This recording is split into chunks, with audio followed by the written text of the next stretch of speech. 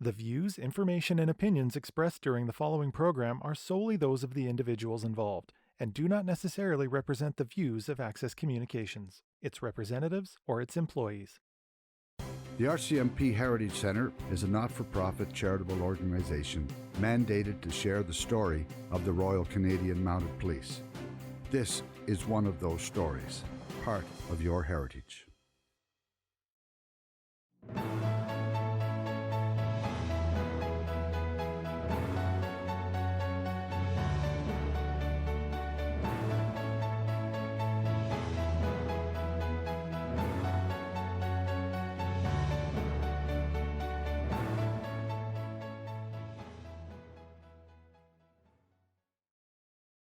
Dairy farm south of Ottawa, about 10 miles. Grew up there, milking cows. My dad died when I was quite young, so I had to help the hired man. I first had a liking for the RCMP when I was a kid because mother would take me into N Division and see the musical ride. I remember seeing the musical. I remember sitting on the bleachers in N Division watching the ride perform, and seeing them doing their tent pegging and riding and lances and everything.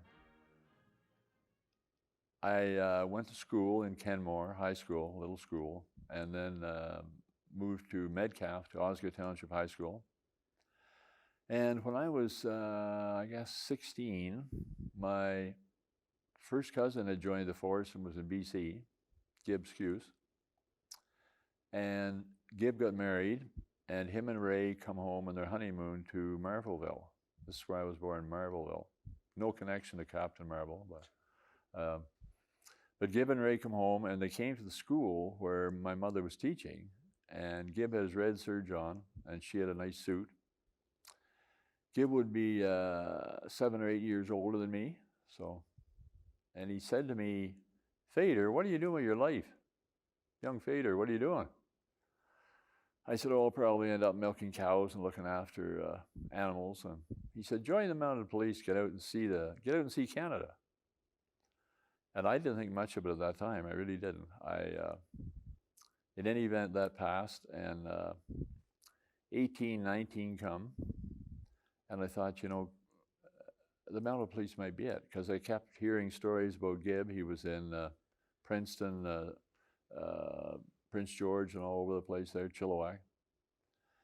And he come home again on holidays, I remember, and I went up to see him and his parents, and he said, "Have you put in your application yet?" I said, "No." And he said, well, go and apply for it. Go down to 224 Welling Street in Ottawa and apply for it. So I thought about it. Seeing that my dad had died, the farm had been going down and needed repair. The herd had been herding. So I went into Ottawa and wrote out the initial application to join and gave all my references and everything. And so that's how it all started. I waited, I guess, I lived with my aunt in Ottawa for 2 years, working in Freeman's and Westgate Shopping Center, and waiting for the result. I remember going in for an interview once in the RCMP then. It certainly wasn't an involved process like it is today, the recruiting. Then it was not nearly as lengthy. But I remember going into the interview, and then I was called into a medical. So I went into Ottawa and had a medical done by a federal doctor, I think. And then somebody called me and said, "You can be looking forward to going to training pretty soon." So that was really exciting. So I got the letter. You're being engaged in a certain day. You have to go to Union Station in Ottawa, and you'll be training in Ottawa, and bring a suitcase. And that's all it said. So in I go. My mother and sister take me into Union Station. The old Union Station in Ottawa, then the trains backed in the station. The train would, it was unusual then, the CN train would come into Hull and back across the river in Ottawa and back into Union Station. In any event, and I had quite a few people there. My first cousin Barbara was there seeing me off, and a couple schoolmates. So pretty apprehensive, timid, shy. Growing up on this dairy farm in a farming community for all these years, and having been told I'm going to depot training, the word depot didn't really mean a thing to me. And my, how that's changed, eh? So I got on the train, and there was another young man on the train, young like me, and had a haircut. I think we prepared ahead of time for a haircut. And he said, are you going out to train? I said, yeah. And he said, oh, my name's Bob King. And so Bob and I ended up being troop mates, and we traveled together on the train. That was something. I remember getting in the train station in Winnipeg, and then leaving Winnipeg, and all of a sudden seeing the lakes and the forest disappear, and this flat land. I thought, oh my God, what am I getting myself into here? And I remember coming through the little towns east of Regina and stopping. And I remember the train stopping at the old Union Station here in Regina, which is now the casino. I remember Bob and I getting off the train, and you had to go underneath. You got off the train and then you went down steps and you come up inside Union Station. There was an underground tunnel there where the passengers come up off the train. And we come up the steps, and all of a sudden this voice said, get your trunks and get over here. And we turned around, and this man was standing with boots and breeches on, brown serge, I think. I still don't know who to this day who was. Later on I found out it was a corporal, but so we had to get our suitcases off, and we went outside, and he said, throw your suitcases in the back of this truck. I think it was a 2-ton frame truck, a blue thing with a crest on it. So we put the suitcases in the back of the truck, and then so Bob and I went over and opened the passenger side door, and he said, where do you think you're riding? You're riding in the box of the truck. You're not riding with me. So we go back and get in the box of the truck, and out we come to depot. August 26, 59, I remember it clear. August 26, 59, it was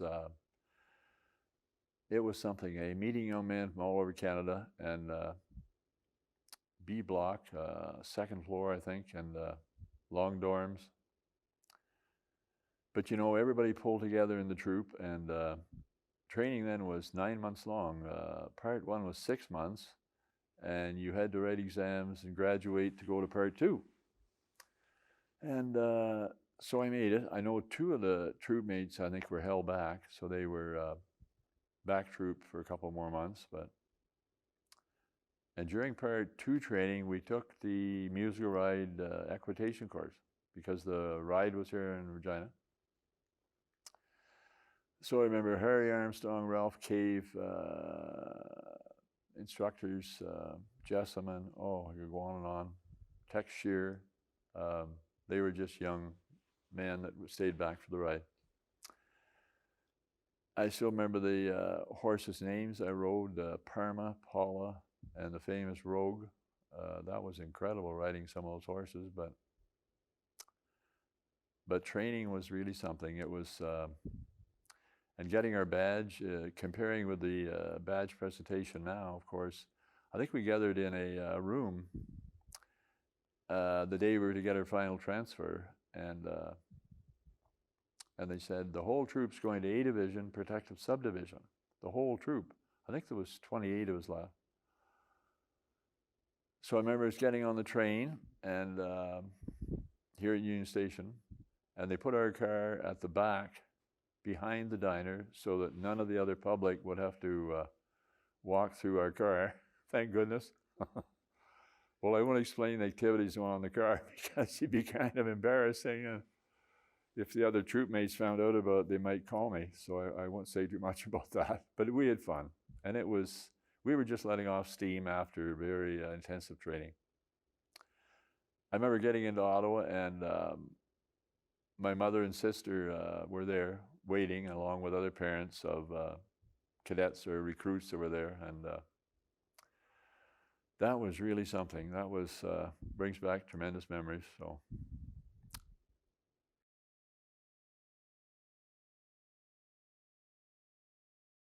Well, in protective subdivision, I'll just tell you about protective. We were there for, I think, 10 months.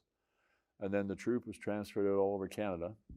But I had the opportunity to be in Parliament Hill on July the 1st, and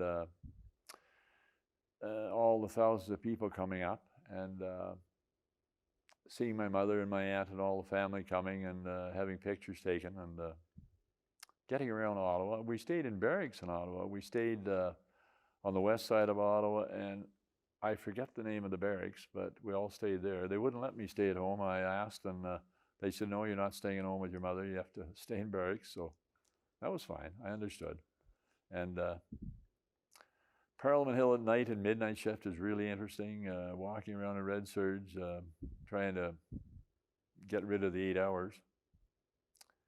Canadian Imperial Banknote Company was really interesting. Seeing them, seeing the people engrave the paper money and make the paper money. That was really something. And then, there were other things. 24 Sussex, I was there with John and Olive Diefenbaker and Olive bringing out a glass of milk or water on a really cold day, or a really warm day, and saying, come on over here, Constable, and have a drink of water. And that was really interesting. And then I transferred to F Division. Transferred to Saskatoon Detachment.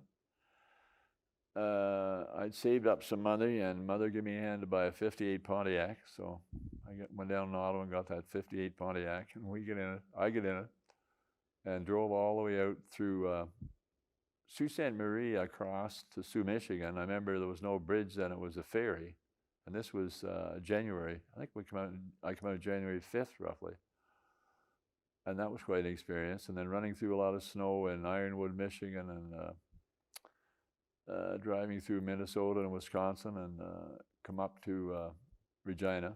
I had to report into the F Division training officer, F Division, COF Division, sorry. And that was an experience. Assistant Commissioner Perlson was a very strict man, and I had to make sure I had changed in the motel and got everything ready, and went over there, and Staff Sergeant checked me out to see that I was proper to go in and see the commanding officer. But in any event, that was the rule. So, and then I went on to Saskatoon, and Sergeant Wood was in charge of the detachment then. And Wood is a very famous name in the RCMP. I don't believe he was any relation to Commissioner Wood, but I'm not certain of that. So, Saskatoon Detachment was in a old post office building at 1st and 21st. We had the single men's quarters upstairs, right beside the Ritz Hotel on one side, Caswell's men's store on the other. I think there was 6 or 7 of us here, single men, and I was on detachment about 6 months, and then transferred to Highway Patrol. Saskatoon Highway Patrol, I really enjoyed. I had excellent NCO and sergeant, and there's a member in the city, Bob Kelly, who I worked with in Highway Patrol. Bob was like my trainer to get me started, and that was all really interesting. So.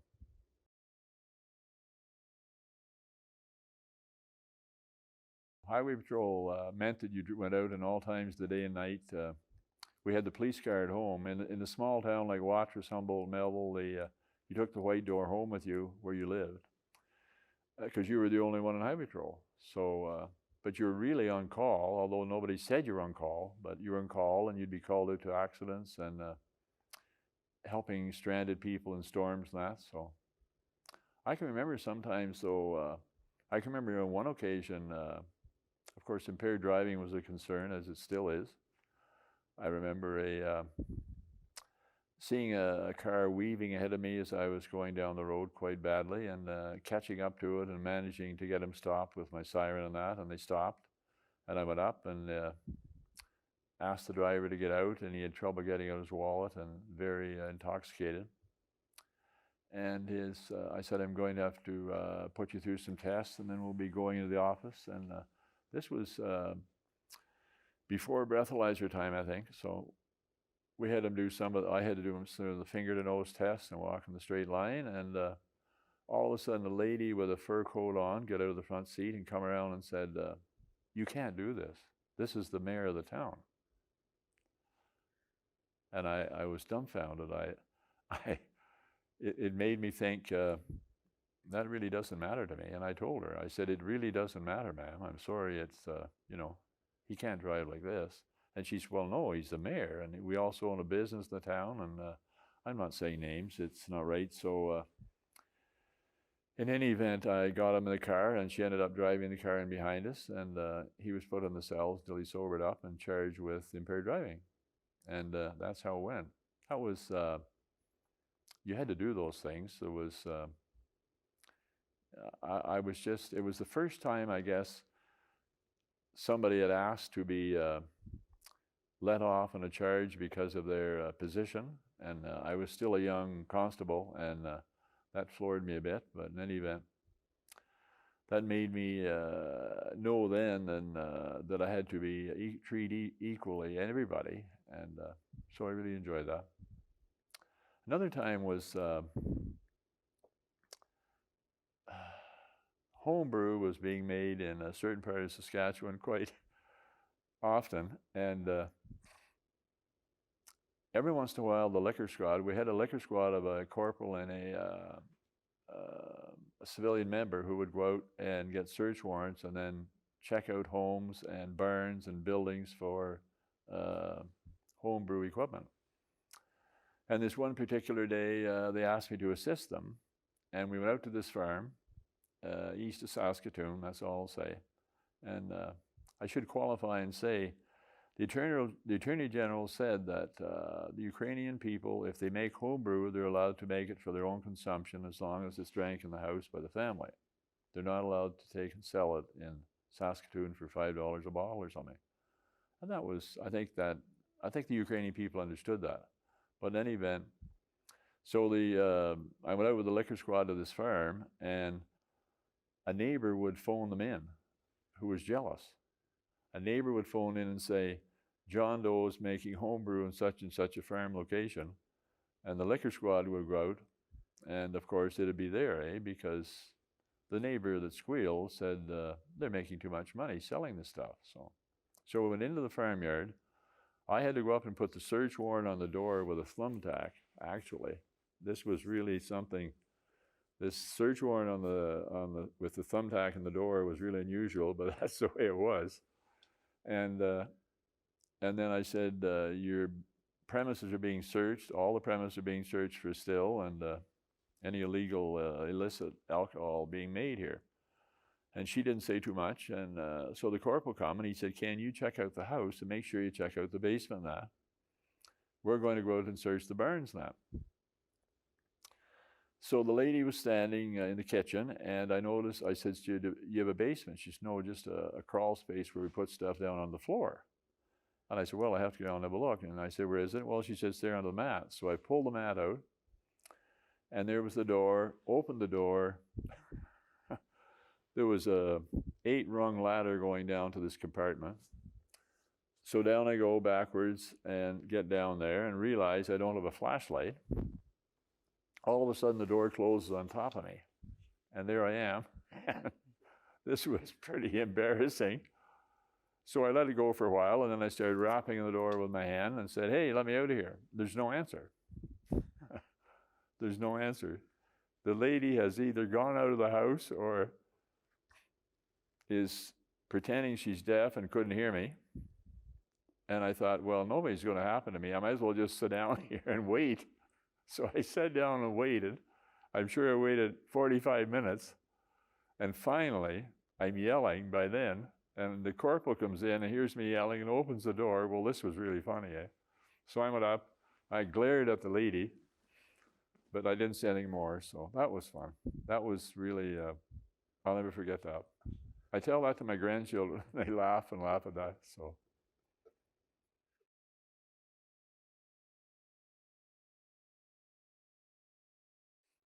I was on the first breathalyzer course in Saskatchewan in 1962, I believe. There was 6 of us took the course.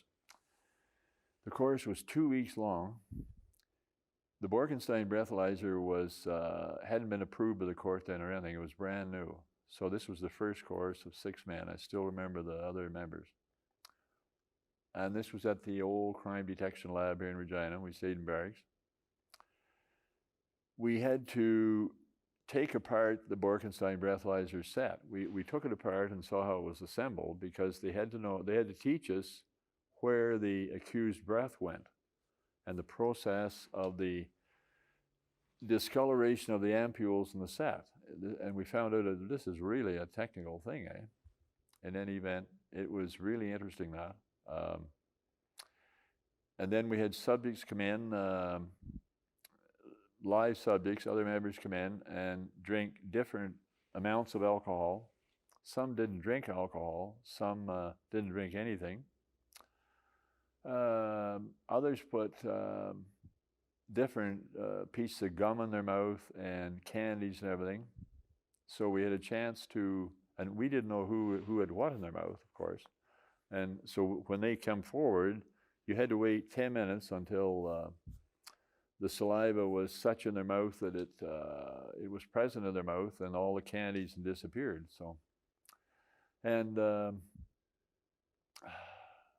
just being able to complete the course and get the certificate, it was really intense. And then go back to Saskatchewan, where I was, and have a test case. And I figured the Crown prosecutor at the time, T.D.R. Caldwell, said, the first breath test that is brought into you in the office, it'll be a test case, Ken. So make sure everything's done right.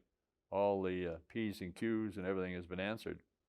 We had an elaborate checklist the breathalyzer operator to complete to make sure everything was asked and answered by the asked of the accused. So we make sure everything was done in this checklist and dated and everything, and then explained to him how we wanted to blow deep alveolar lung air, and until he was exhausted. And so the first test case, all of this happened. The man actually gave me the great alveolar deep lung air, just until he was exhausted. You then turn the breathalyzer to analyze, and his air goes from a cylinder into an ampule, and you can see the bubbles in the ampule. Of course, you can't see the air going into the ampule. And later on, that was interesting in court, I'll talk about in a minute. And then, of course, the reading comes up. And let's say the reading was 0.12. And I told him he had a reading of 0.12 in that. And then you wait 5 minutes and you did a second test. This was initially how we worked the breathalyzer. So, and it went to court and he pled not guilty. I often wonder if the prosecutor talked to the defense counsel and suggested that they use it as a test case, but I'll never know. But in any event, so the prosecutor said he was going to call the inventor of the breathalyzer. And the inventor of the breathalyzer was Lieutenant Borkenstein of Indiana State Highway Patrol. And I had known that, but I'd never met the man. And I thought, this will be great to meet the inventor. And he was subpoenaed, and the Crown was going to pay the expenses for him to come up. And so we got ready for court, and it ended up, he sent something from his office saying, I'm sorry, I just can't get up. There's something going on in Indiana State Police investigation, and I won't be able to go up for the case. That was really disheartening. So in any event, we went ahead with the case. My cross-examination must have went on for 2 days. I was asked questions by the defense counsel, how do you know where my client's breath went after he gave it to you? And I answered him and said, well, it went in this cylinder. No, but he said, did you see it go in the cylinder?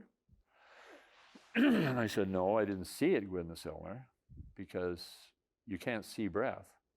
But I said it had to go in the tube, to leave the cylinder, go in the tube, and make this reaction, this ampule. In any event, the Crown also had their witnesses, trained doctors in, although the doctor didn't talk much about the breathalyzer, but about the analysis of my test that I put the breathalyzer, or the accused through. But in any event, It was, he was convicted, I think. Yeah, he was convicted and they appealed it. And then we had to go all through an appeal again. In any event, that was the start of the breathalyzer. And there were other test cases too. But that was, and that was 1962, I believe. That was really something, that breathalyzer case. So, and then I went on to test over 700 people in the breathalyzer. So, at the various places I was stationed at. So, that was really interesting.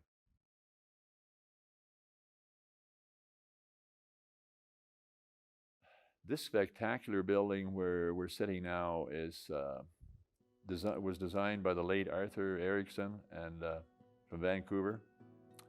The architecture, the roof, the lighting, the ceilings, the exhibits, they're just tremendous. It's tremendous, spectacular building. I volunteer every Saturday for 4 hours, and I also come in through the week when wanted. I like passing on my knowledge to visitors.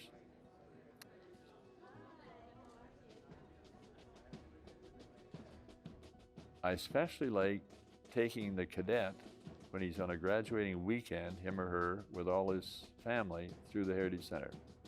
Because I think as a veteran, we have to remember that these are young cadets who've been here for 6 months. Their family has spent a lot of money coming here, especially from the Maritimes or the West Coast, and to see their son or daughter graduate. I like meeting them at the door, congratulating them, congratulating mom, dad, grandpa, grandma. It gives me a fulfilling experience. I guess also because I've been an instructor here, and that helped. I just enjoy doing it. When I have a group tour, I ask the group how long they're here, and then I tailor my tour to fit their time schedule. And the longer the better, because I like a tour about 3.5, 4 hours, because then combined with the 20-minute video in depot and an extra 3.5 hours is just the right time. I can go into the March West, the makeup of the cavalcade, why they pulled hay mowers out in the cavalcade. Commissioner French had a compass on one of the wagon wheels that he was riding in the March West. Things like that. He also says in the records he had an odometer, and that amazes me a bit back in 1874, but apparently he must have had an odometer and some rough map guiding a way out along the Boundary Commission, and that's really something. I really get into that. This is all something. I just love it. So, love coming here.